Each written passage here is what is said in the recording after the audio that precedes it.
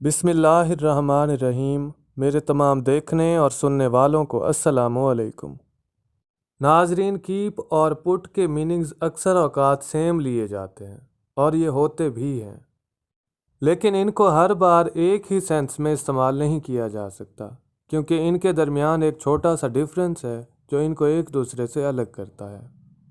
تو چلیے ان کے درمیان ڈیفرنس کو سمجھنے کی کوشش کرتے ہیں۔ پٹ کا مطلب بھی ہوتا ہے رکھنا اور کیپ کا مطلب بھی رکھنا ہی ہوتا ہے۔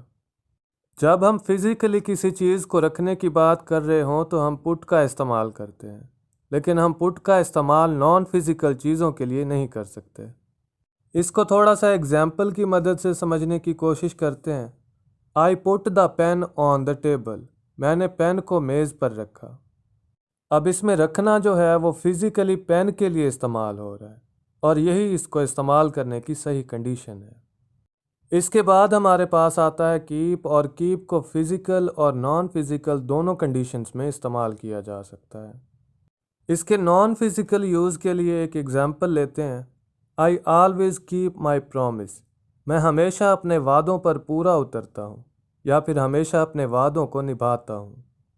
اب کیونکہ یہاں نان فزیکل کنڈیشن ہے، اس لیے کیپ استعمال ہوا ہے، نہ کہ پٹ۔